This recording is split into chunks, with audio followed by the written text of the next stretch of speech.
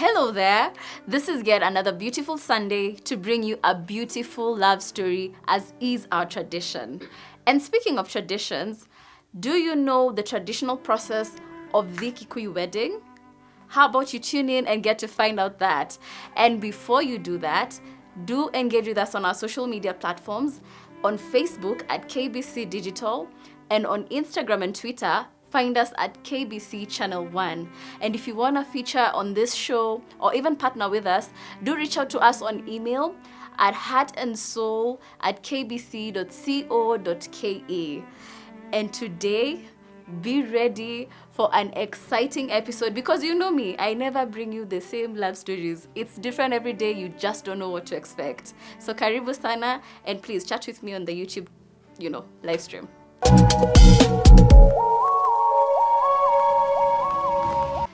We are here with the TJ family. Sasa, hi. Yeah, and that is TJ.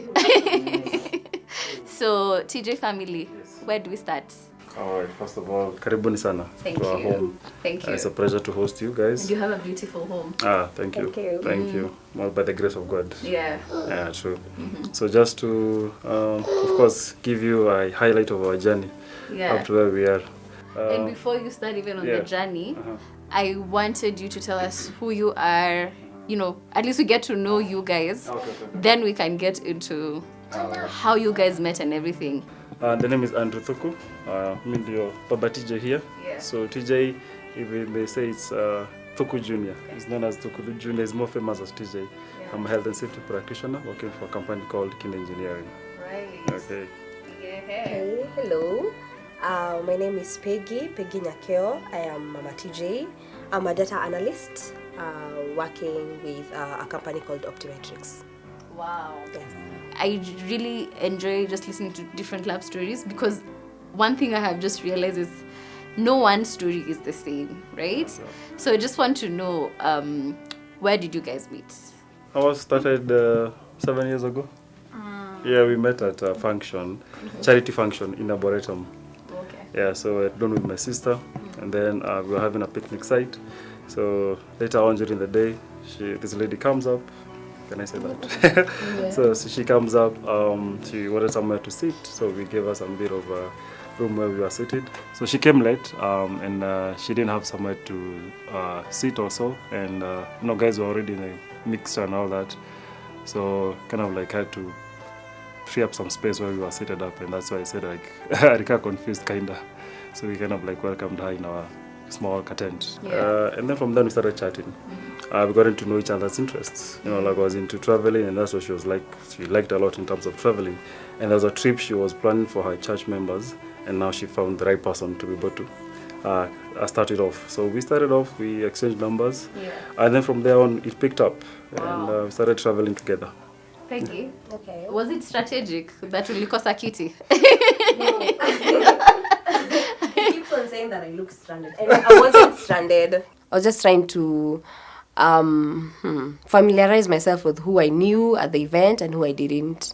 So I was invited by a friend, actually a classmate back in campus, because it was immediately after campus 2018. So when I'm there, so I was just standing, because most of the guys who are there, we know each other from campus. So I was just trying to see who is there, who do I know, who I don't. So in that aspect, ndo anaona kama I was stranded. I wasn't. So he invited. No, actually, when we just sat and were just trying to know each other, just when it clicked me that he's talking about a lot of traveling. And at that time, I was like, I do love travel, but at that time I had not even traveled a lot, but I knew it is something that I wanted to do. And so being jobless, you can't travel a lot, right? So I was just like, I find him interesting. He knows so much. And it was kind of at the best time, because at that moment I was planning a trip for the church, the youth group. So I found him he's resourceful. At that moment it wasn't strategic. I just found him resourceful. Yeah. Yes. Okay. So this is how many years ago? So that would be 2018. Yeah, I was 1 year short. That is 2018. That's 2018. Yeah, that is 7 years. 7 yeah, years. 7 years ago. And none of you were seeing anyone at that time, or in the frame of mind looking to see anyone. I wasn't seeing anyone. Also for me. For me, I wasn't Yeah. seeing anyone. Yeah, Right. sure. Now, so this you guys have met, and none of you is feeling like, okay, we are vibing, and how do we keep the vibe going? Actually, it was after we did. So I were able to plan for the trip, for the church trip. You guys, the phone number and everything. I took his number. She took my number. Hey, Becky. Yeah, again, resourceful. I took his number because I knew he would help me out. Yeah, But at that time, it was like just that. just the chat. Yeah, but the talkative part I liked because I'm also talkative. So definitely that drew me in towards to like want to chat with him later, but nothing more than that at that point. Yeah. Yes. So she asked for your number. Yeah. So she picks up my number. So we chat. We keep on tabs on each other on a daily basis. Yeah. And then I guess from there on, there's always a vibe that was always coming up. Even after planning the trip, I looked forward to seeing her, even for dates, for the trips and all that. So that's how it kind of like picked up quite well. Mimi nimeacha ati there is nothing much, ni trip tu, nimeacha ukiwa a resourceful guy. Okay, so you've met her, mnapanga hii trip, but as the more mna plani hii trip, the more like of course mnaongea. Yeah. And so at this point, who is developing feelings first? I think he was into me first. She was into me. At that time, Yeah. we are not like we haven't seen each other again. It's just like On phone. yeah, just phone. But like I said, I think the first thing that I think got me drawn into him was the talkative part. So I knew at the end of the day, like if no one texts me or call me, I have that one person who I have that one person who we're going to chat at the end of the day. And yeah, it was, I don't, for me at that point, no feelings yet. Yeah, that one I can remember. I don't know about you. I guess it was more of from one trip to another. So we had the first trip at church. Okay. It was good. It was a sleepover in Nakuru, in Navasha. Then we had another one, another charity one in Nakuru. And now, of course, you want to have mtu next to you. They're like, hey, by the way, I liked her vibe. Yeah. Let me just get her a slot to share your trip in Nakuru again. Yeah. And so even after the trips, I would feel like, let's meet up. Yeah. Let's meet up. We can plan something. So to say many you shika. Really, I'm still waiting Yeah, he was the one who was all over my life. There's this trip where we went in Nakuru, and so I wanted to have at least someone to be with during that trip. It was actually a trip, but then at least for company. So yeah, that's the trip that I went, and I saw like, wow, this chick is more than just kupanga 2 trips. She's pushing me. She's like I can pair vibes fulani. And I said, you know what? Let me give it a shot. Yeah. Let's just meet beyond just trips, beyond that patane hapo. So I guess that's where the conversation started more than just trips. Yeah. Yeah. So resourceful guy amekwambia mwende trip. Yeah, about that trip though. So when the first day, maybe I should say, the first day that we met now on that charity organization, I joined the group. So it was the first day that I joined the group. Now they're planning a second one now in Nakuru again. And I was like, he asked me if I'm going because now I'm part of the group. You can see my number on the WhatsApp group and stuff. I said I'm not really sure because, well, I didn't have the cash to pull for that. And then he was like, nah, I got you, kuja. I was like, okay. So resources. So in my mind, I'm like, it can be like just an ordinary statement that someone can tell you, pull up, I'll cover for you. But for that one, I was like, okay, cool. For in my mind at that time was like for a guy to spend on you on that, yeah, he's there's something interesting that he finds. Now me hit at that point. So for me it was like, oh, okay, fine, he finds me interesting. That's interesting. So I was like, okay, let's go. After this trip, how long did that take? Actually, I couldn't waste time, No, there's a month that we didn't talk to each other. Do you want to say why? Why? That's He was very judgmental. So this guy. Okay. So it was like, you remember now that I've said umekumbuka? Sasa it was about this. It was after the church camping, the one that we went, the one that he helped me arrange. Yeah. So after that, at that time I was doing a lot of brand promotions. The promotion ladies when you promote drinks and stuff. So there was this. I got a gig of promoting energy drink at a club. So actually mama drew story akiona zi. So I was like, at that time, you know, you're jobless, like anything that moves that is legal, you're doing it. So I was like, you know what, so I got this gig. So the club was in Juja. So now I'm in Juja. So we are texting and I'm like, he calls me and he has like a lot of noise and asked me kwani uko wapi. I told him niko club. So according to him, he got like niko club na club. It's not like a club job. So later on, so he was like, from that day he like was like, we demo church maruko club. Kutoka nimjue, functions zote nilikuwa nimemtengenezea zilikuwa za church. So mimi najua nimepata mtoto wa bishop. So hapo ndio siku moja ati niko gig kwa club haikuingiana na mimi. So hapo ndio nika poke back, akaona ni kama pia na intimidate or na getting too much into her space. So nika decide, let me just step aside. He was so judgmental. We didn't talk for like a month. Yeah. Because I remember the church event was in April. The reason why I remember is because it was raining a lot. So it was in April.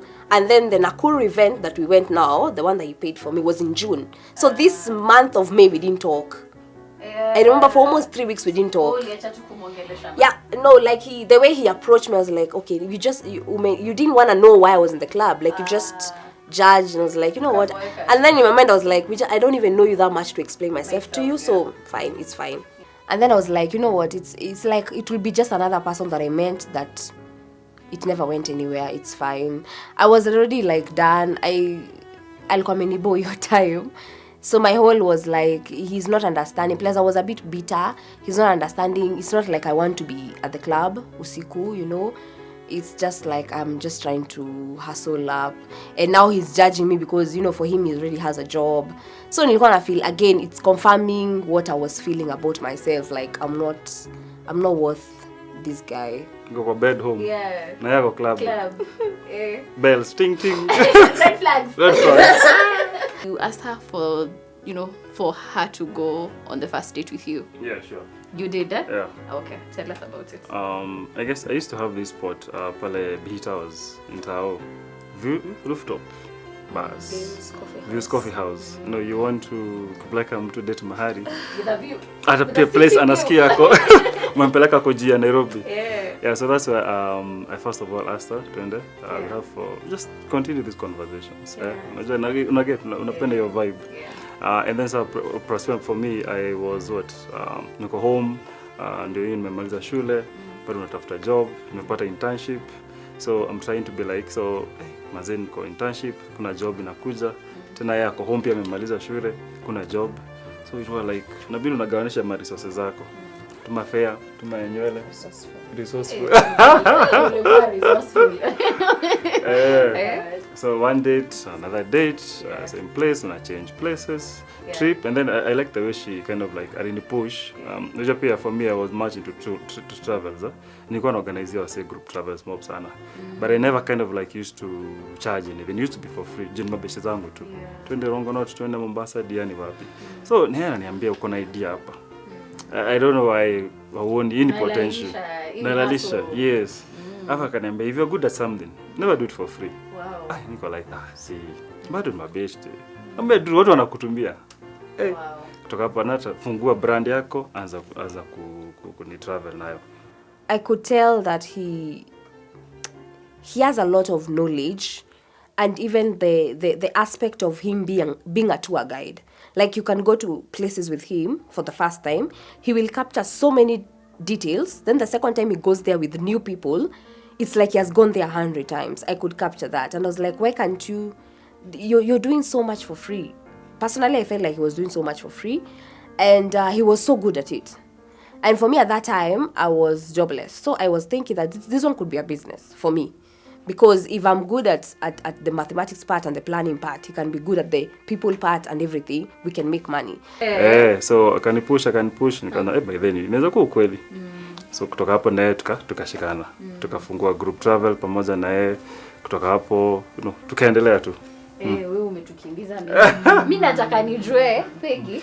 This is now Meto, you've been called for the first date. Ulikuwa na fair? That one I had. The Big Towers one I had. I can remember the one that I didn't. I can't remember. Yeah, the first one I had. What came to your mind? So, by the way, just the disclaimer is, sikuwa jobless. Yeah, but Nilikuwa, like, I used to sell ladies' clothes from Gikomba. oh, I used to thrift. Yeah. So, like, I would go to Gikomba and everything. Sometimes, like, at a capital sina, yo, Andrew. I would call him. He knew what I was doing. He knew the business that I was doing. So I was like, Ebun said na thao, kesho asubuhi nafaa kufika mahali and I need capital. 1,000 would be okay. Yeah. And then I would return. Zingine is like, he would tell me, usirudishe, it's fine. Yeah. And I think, for me, I didn't want to, and you know, when you're in such a part in your life, you don't want to explain so much about, because you feel like, he's not getting what you want. He's not going through what you're going through. First of all, at this point, do you like him? Yes. Like I could actually Yes. see After myself. the Nakuru trip, yes. Yeah. From that day, like I could sense, I just want to talk to him. I want to be around him. Yeah. The vibes are checking, stories. Like I love he was very knowledgeable. I was feeling guy.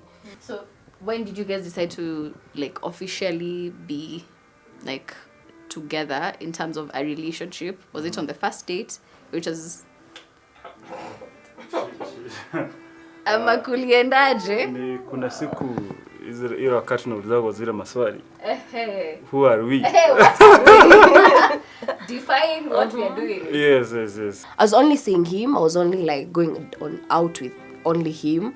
So I just wanted to know, like, are we on the same space? Like, is he feeling the same? Maybe I am investing my time on someone who is like having so many options. I didn't want that. So actually my clarity was for me to know that, not actually for him to commit that it's only like it's a day one of us dating. I just wanted him to confirm to me that I'm just me. It's just me, no one else. And then from there now we can decide when we want to make it official. And I remember it was, she told me, she reminded me it was August 21st. Yeah. So nikamuliza So maybe 2018, was it the same year? No, the following year, 2019. So 2019. this is 2019. Like Yeah. almost 1 year and some months on top. Yeah. Yeah, so ndio kaniuliza what are we? Wajua hizo ladies akona ile tu impromptu. Huko umepanga. Hapo ni zile. Time inaenda. So what are we? So I think Ali understand nataka ikwe day one of whatever. And it is still good because I was ready for that. Yeah. So then nikaangalia tu kakumbuka leo ni 21st. Nikamwambia leo ni ile siku two became one. So That was his response. leo ni day one. I pulled up that line ndivyo nimpe jibu ambayo iko like more satisfactory, but I told her today is and two became one. Whatever we are, leo ni day one of what we are. So let's see how it goes. And then he used to say he used to say that I'm talking a lot of ghetto. Like kwetu ni Githurai, okay? So I used to speak a lot of ghetto words, and then zinampita too. Then he's like, what are you saying? So I'm like, I never used to. So napata when you're thinking about it, and then he's not understanding what you're saying sometimes. So he will be like, so when I get home after maybe a date or something, I was like, kitu inaenda mahali kweli. Yeah, I used to feel like alafu the prospects as well that were in his life, they were kind of caliber. Yeah, a bit caliber fulani juu. So for me I was like, hey, ikienda sawa isipo. I never put my too much energy at that time because I never felt like I was worth him at that time. And for you, what are you thinking like as years are going by? And yeah. What she's saying is, I used to like the vibe. Vibe ni ule msamechangamka. Kuna ma story. You know, that energy in short. Yeah. So then ni ile uko like when you guys go home go separate. Nilikuwa napenda hiyo vibe yake. Yeah. Dima amechangamka. Hata kama nipatishia waba I'm like nini waba. back then. So because one maybe I grew up in Githurai, me different area, so unapata like even the first days ulikuwa na feel a bit to go off. But I guess one of the things pia ituma now ndio ni push acceleration to seriousness was we did things together that were out of our comfort zone. Tulifanya vitu ambazo hatukuwa ifikiria. I remember it was during before lockdown, a week before, Jumbo Jet had the free flights at 2K. So tukamwambia tu by the way, let's be crazy. Tukabook flight in March, in Jan. So we didn't know what we were going to do. Hatukubook Airbnb, hatukufanya anything. So siku flight kutravel tukaishia. Kufika airport Malindi hata tujui tuko wapi. So hata tuja plan. So Uber, mnaenda wapi? Mnaenda wapi? Tuko sawa. Kwa barabara tuk tupeleke kwa hoteli zote zenye kwa karibu na beach one by one. We will sample 10 hotels tunaingia tunatoka. Tunajichagulia place. Things that you just the random stuff. Yes. And then mnapata hey manzi, those are the best 5 days other than my have in life. And of course with who? With her. With her, yeah. Who else? So and then of course anakupush, unajiambia by the way I want more of this. Kutoka hapo after Malindi, what else do we do? Tufanye Northern Kenya. Okay, let's call people guys out, tuende tufanye hii kitu. As a group and you travel. Inakuja inakuwa massive, inakuwa huge. Okay. With who? Of course. I think when did you decide we are moving from I guess when we still used to meet up, so kind of like the mom, they get a hitch that hey msichana kuna mtu anamletanga jioni. So that time to still staying at home. Back home, but pia also bado niko kwetu back home. So ni kama kind of like of course the mom will start getting to understand hey, every Saturday majioni unakuja late. And moms are nini? So ndio akaanza kuniambia nikaa by mama na notice kuna gari inakuja na nyamaza kwa gate 30 minutes alafu ikitoka ndio anaingia home. Mara ya kwanza, ya pili, ya tatu. Na sijui mali alikuwa anaona hiyo gari. Tunapatia sio alafu ashaka mtu anaingia. So kutoka hapo ndio I guess the mama akamwambia you just kind of like need to be free. Prosper akamwambia hii ku Skype wazazi haiko poa. Wacha to come clean. I tell on my side, you tell on your side. Of course we do this thing wakijuanga. So that even to cut on overnight somewhere. Basically mom knows that officially uko na Andrew. Maybe we had mentioned it's about the secrecy of like us going on dates. If I want to go out with him, I have to plan a lot because I have to plan a lie, and it's just too much work. And that's how you decided, of course, the moment you open that door, there's no coming back. Yeah, because the moment utaki kusema ndio huyu, then after 2 months, guys, I'm sorry. Kuna makosa ilifanyika mahali. My mom akaniambia, it's good that we just know who you're dating. As in, it's weird that anakuja kwa gate alafu anarudi. Si akuja tusalimie. So, lakini tunataka kuja tunasalimia nani? Tusalimie Andrew leo, kesho tunasalimia. So those are my mom's words. So, akaniambia, just invite him for lunch. Andrew, I think he got nervous. Akaenda akakuja na mabeshte zake wawili. He was invited only him for lunch. You came with your 2 friends. Yeah. Wakakuja watatu. Yeah. So naambia mama mbele wanakaa watatu. Okay. So kwa nini watatu? Nikamwambia I think he's nervous, I don't know, but akasema it's fine. As my mom is hospitable, like she loves guests. Akasema it's fine. Hata chakula ni mingi. So when that's when now he came with the 2 friends. But ideally alikuwa ameinvite wa lunch peke yake. So kwa lunch uko luzo unatakaje na msichana wetu? It was a tense moment. Because I remember hata tumeingia home. So first of all ni meals, tumekula, umepika vizuri sana. Sasa tumeenda dining, kutulia sasa. Awkward moment. Mom, Andrew ndio rafiki yangu sasa. So he's the guy. These are my friends. So for them they were like, you are welcome to our home. Wow. Also our daughter. And I can see you're responsible. Wow. Yeah, so na ukitaka tuendelee maneno, wewe Tell us. Welcome. Wewe kuja tu. So somehow it's like you guys just got the blessing to continue from her parents. Dating. Yeah. At that time it was dating. Dating, yeah. Yeah. and Just continue the relationship.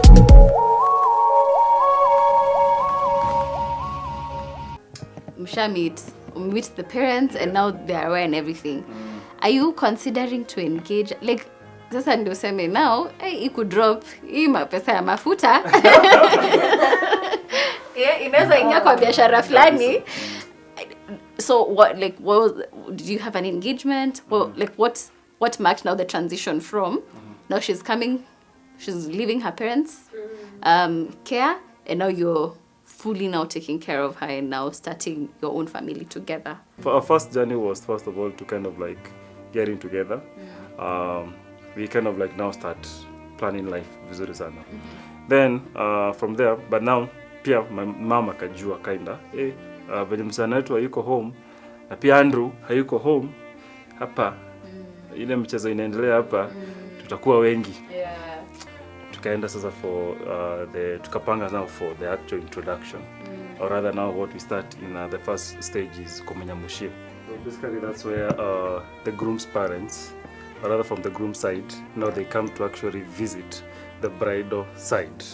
Oh yeah, so they actually get to know where the home of the bride is. So kama yeye alikuwa ananioa Kiembu, si Kikuyu.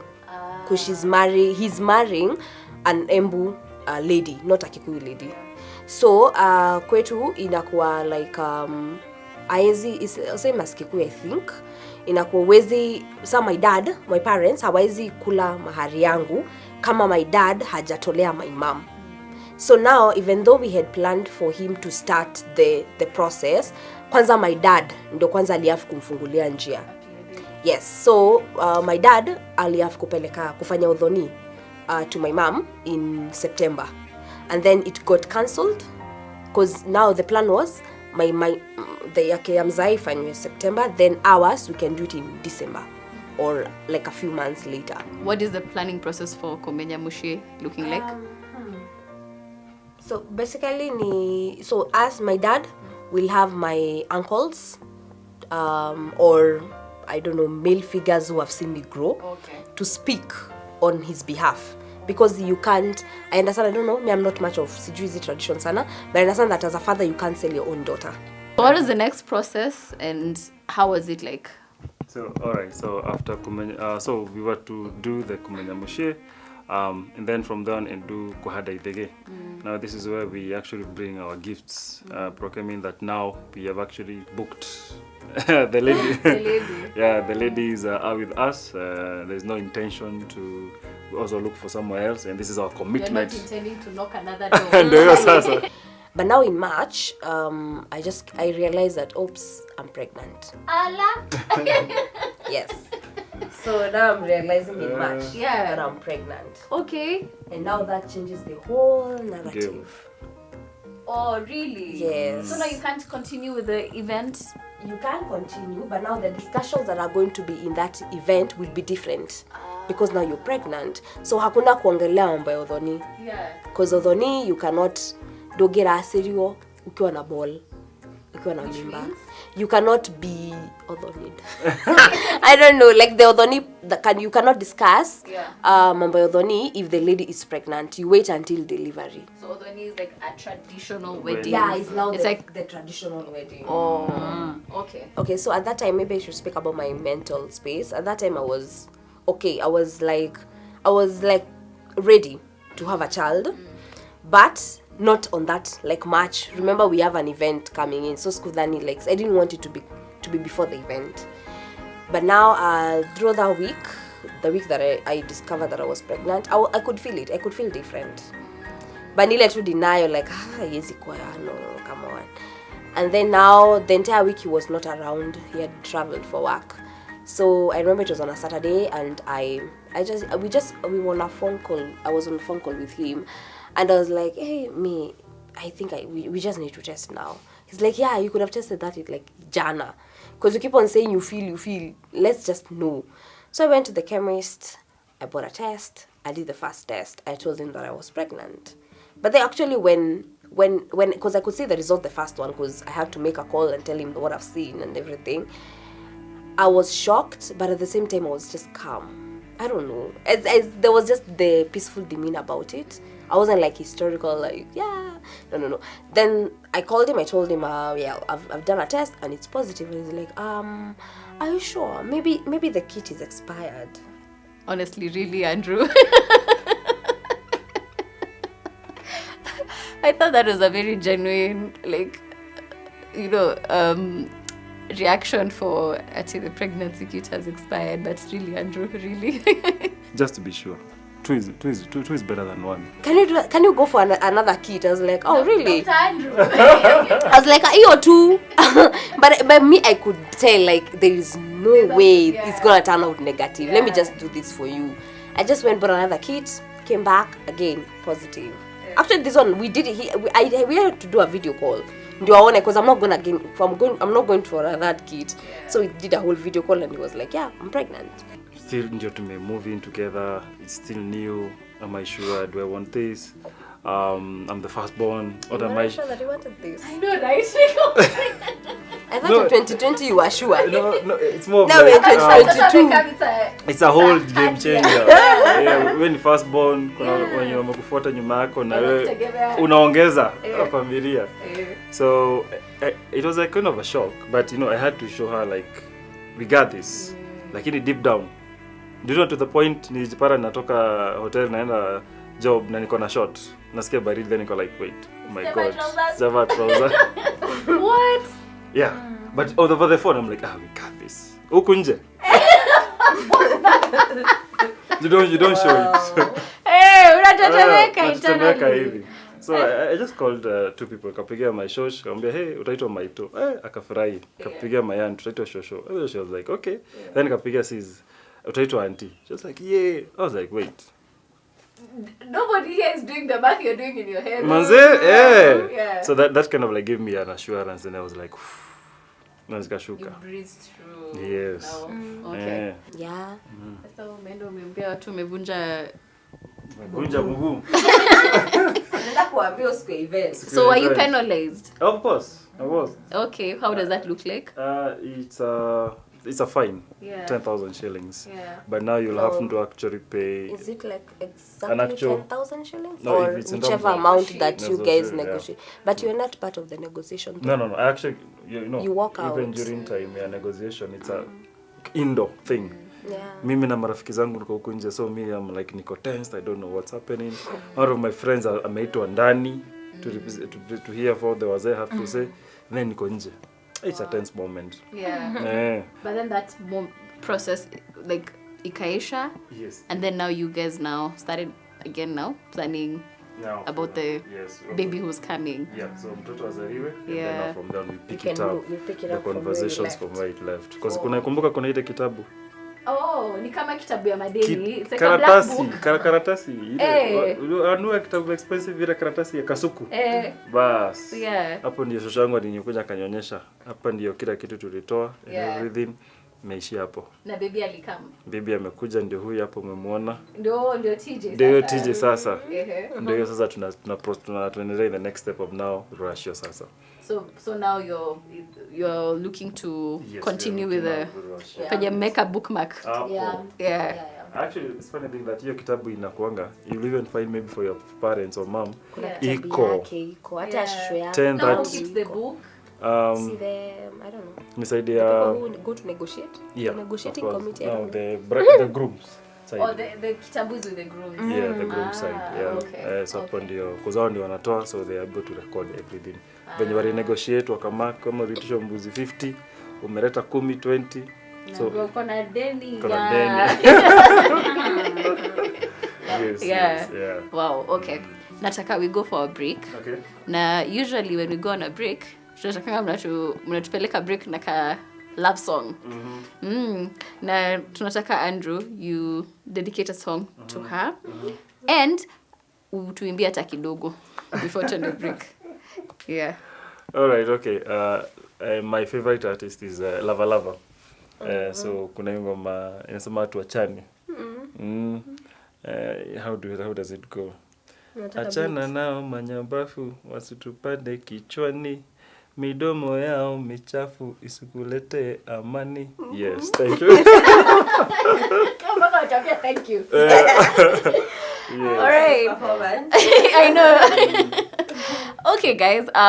As you have seen, this is one interesting story. Obviously, one like I have never brought you, and you do not want to leave it hanging. So join us after the break as we continue to hear where this love story goes. Achana nao manyambafu wasikupande kichwani. Midomo yao michafu isikunyime amani. Sakata rumba tuachane, ninaendali tuachane. Cheza rumba tuachane, ninaendali tuachane. Sakata rumba.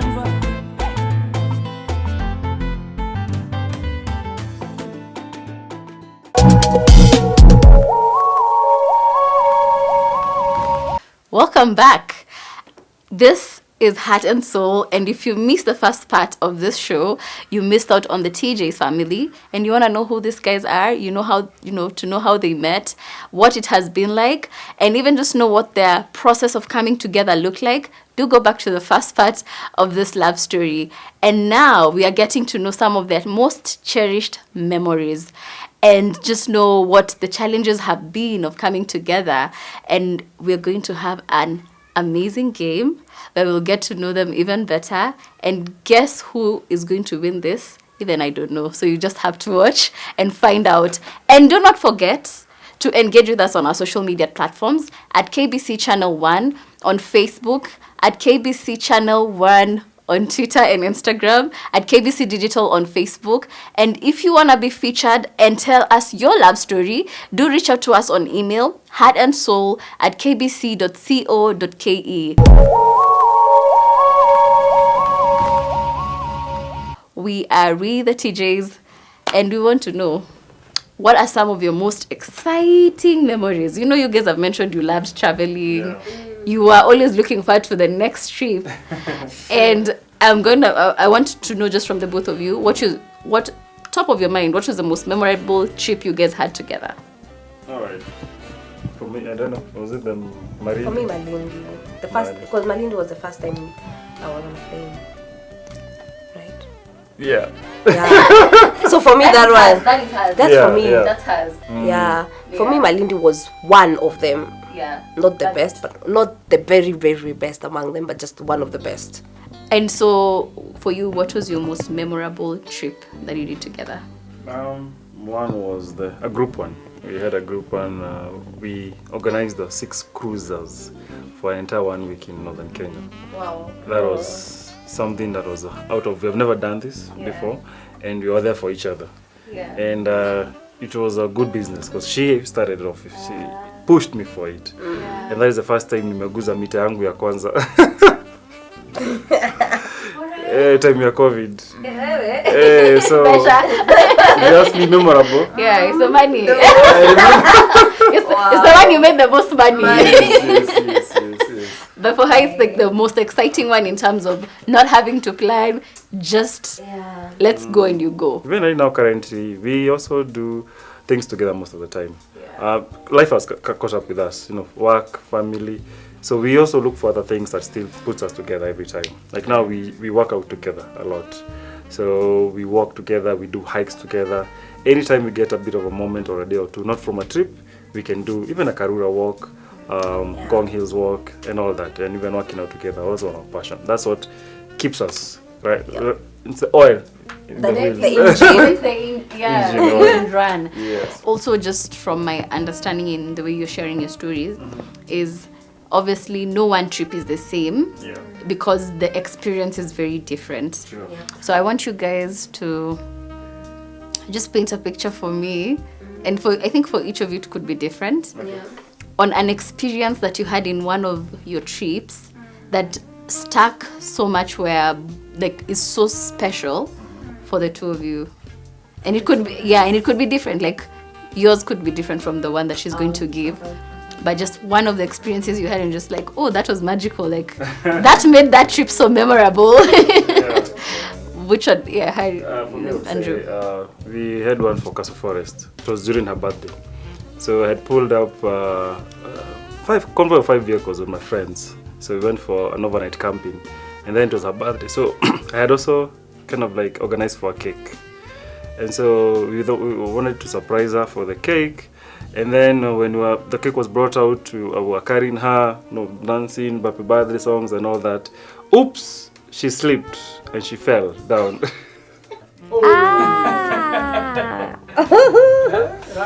Oh God.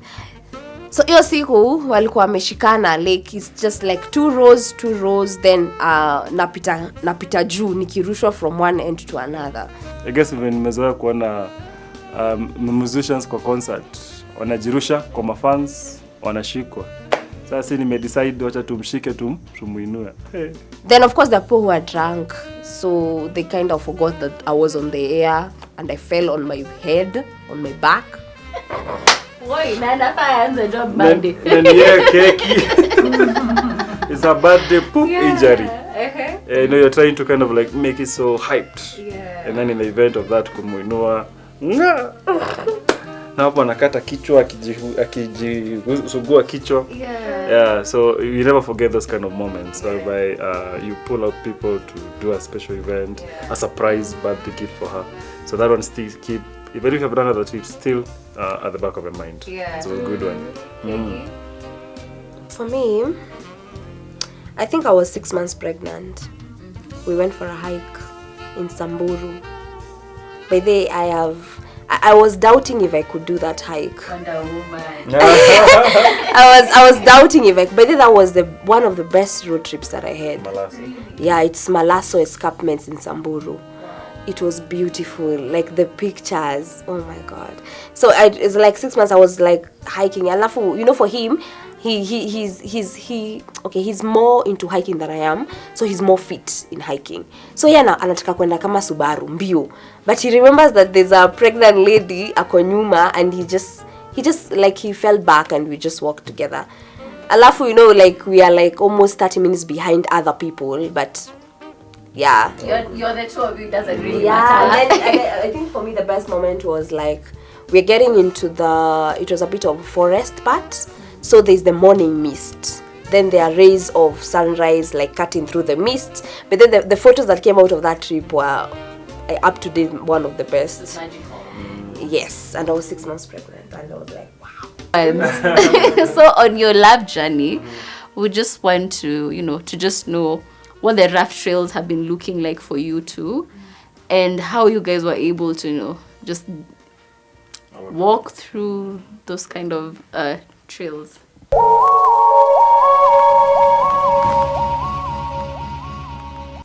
I would say first of all, now when we were settling down together, moving in, mind you, we are two different people who have been raised up in different households. Now sasa tunaingia kwa nyumba moja. Mimi standards zangu ziko huku, mizangu ziko huku. Kukanyangana. Kanyangana nayo. So unakaka hivi kidogo, mpaka unapigiwa kelele. Ati why did you leave the toilet seat up? I'm like, just close it. Why is it an argument? Yeah. But how many times will I close it if you don't close it yourself? Me mezoea on my own. Asubuhi strong tea and I'm out. Yeah. Ati ananijamia juu sijamtengenezea breakfast. Okay, wait, hold up. Nimezoea in the last few years doing it on my own. Yeah. Change ni hard. Umezoea kufanya a set of things your own style, your own way, the way you want. Then pia unakumbuka sasa mko wawili in one household, so unaanza kuona you have to start. But before that ilikuwa ange notice mara sometimes najisavia na kaa chini, mimi sijikaa uko njaa, so vitu hizo, so hapo ndio unakaa una realize usifanye vitu zingine kwa peke yako, lazima tu ulize kwanza alafu kutoka hapo. Kuliko hiyo ni better kuliko ufanye hivyo alafu you have to pitia the whole story again. Afadhali tu uliza kwanza. So before these changes come in, kuna fuka mara unajiambia si kwanza ningeishi peke yangu nijue venye maisha ingekuwa poa. Ungekuwa na stress. Yeah, so before we kind of like sync. Because you see in a relationship there are things that I'll compromise for her and then she'll compromise for me. Then you get that balance table. Yeah. So it got to a point whereby we kind of like hit a plateau. Everyone, we have tried to do our best, we share ideas, but you kind of like got to understand that we need to learn. Every day we learn something new. So I joined groups of whereby men in business. What are the tactics that they are doing? I told her, you cannot rely on my entire information. No, me mean your boyfriend, your husband, your friend, sometimes my best friend. The information, but if I tell you something, it might not hit well if it came from a different setting whereby you went for a function and the same information and was relaying, it will hit different. So you get. So we kind of like have to understand what are the dynamics out here, what are people doing, how people are managing finances. Are we open with finances with each other? Because one of the key thing was about finances. Money is one of the very sensitive things in a relationship. And I can glad and say that we started off when no one had anything. So we were able now, when you are starting up life, building together, this is what you can do, this is what we have. We have, people who are dependent on us more than our sides. So how can we chip in each other, and how can we be able to build this relationship? How can we build the business itself? So we need to expose ourselves, in short. Get exposed to forums, attend those work trips, attend the businesses, pay for one of us or each two of us, attend classes. That's how we're able to now be able to ensure that the business we normally say this was our first baby. Before TJ came, that was our first project together. And so we have to ensure that both of it survives. So, and of course right now, like now in the tour business that we had, when things change, like the dynamics of economy, we also have to know how you're going to thrive. Do you do solo trips? Do you do private trips? Foreign trips and all those kind of things? Because that's how, but you see, from the exposure from outside, that's how we're able to survive in business.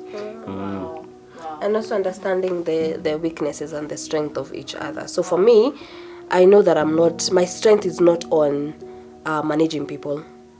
Yeah, that is, hiyo ndio, hapo ndo ana thrive.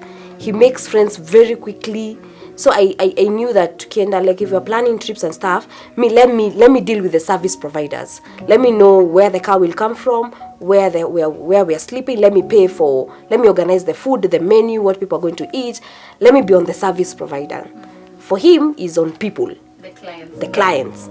He knows, anaingiana na watu old, anaingiana na watu young, anaingiana na, and for me that was like, because Mimi, I don't know, I just find it difficult sometimes. So that when we split that, we're good. And then for me, I'm a bit tough on the finances. For him, he's lenient. So when it comes to service providing, I'm good at negotiating. He's not. So I will negotiate on where we're going to sleep. You get the best value for money, like best price. Yeah, but also when it comes to negotiating, kiwa ngumu namuita, because again he's good with people. Again atakuja aongee hapo Kikuyu kidogo hapo, waingia na mtu driver fulani arushikishe bei. So inakuanga like we had to understand, we had to understand who is best at what, who is not, and if you're not, are you really willing to learn? Yeah, for me, it was important that for us to move quickly, or rather to go far, everyone has to put something in the basket. So for me, it was important that we both agree that we can take care of things. Full mguu mzima iko ndani ama uko nje? Where are you at? Of course, I know we are full 100% doing this.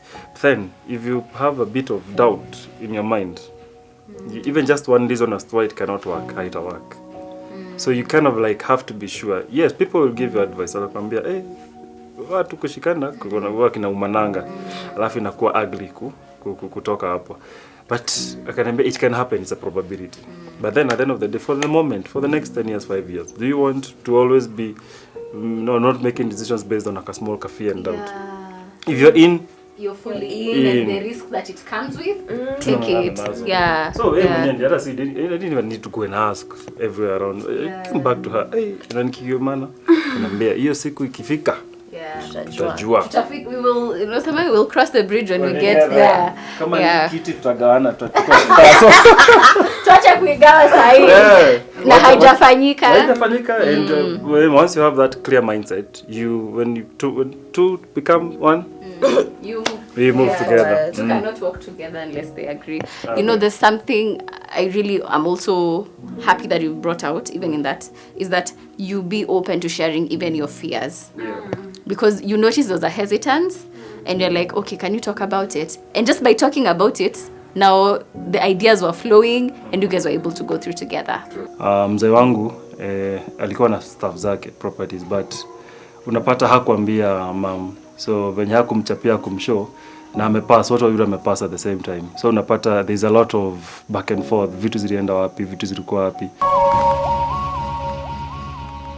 Now we're in the game segment and we are going to play this or that and see how in sync mko. And so I'm going to ask an option of two items or two situations, and then whatever comes to your mind, that's what you say. Okay. In the moment, you don't even think about it, okay? Alright. So for example, sweet or salty? Sweet. Salty, yeah. We get the Yeah. yes. Okay. So yeah. So we'll start. Fish or onion rings? Fish. Spicy or mild? Spicy. Neat freak or organized chaos? Organized chaos. So the first one was Neat freak or organized chaos? organized chaos. Planning or winging it? Winning it.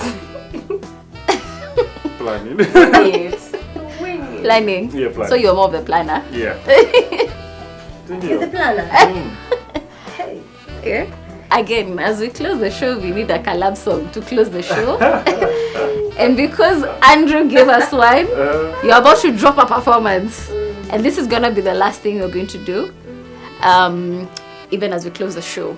Yeah, and before we close the show and we get the collab song thing going on, I want to thank you so much for spending the day with me and the TJ family. I have had an amazing time, and I hope you have as well. Please do not forget to follow us on our social media platforms at KBC Digital on Facebook, at KBC Channel 1 on Instagram and Twitter. And if you want to feature on our show, do not shy away. Reach out to us on our email, heartandsoul@kbc.co.ke. And also, if you want to reach out to me, you can find me at Karen Dumia. And we're on YouTube. You've heard we're on YouTube, and it's what we have been playing at the background. And if you want to catch some of these interesting episodes, do go on our YouTube channel at KBC Channel 1, and you're going to find a playlist, Heart and Soul, and you can binge on every other episode that we have done. So back to you, Peggy. It's My Man by Etana. Song it. Oh God, I don't. It's reggae, so I can't. It's Even like a reggae. one line like this, like a chorus, something. My man, my man, love you, baby, yeah, my man.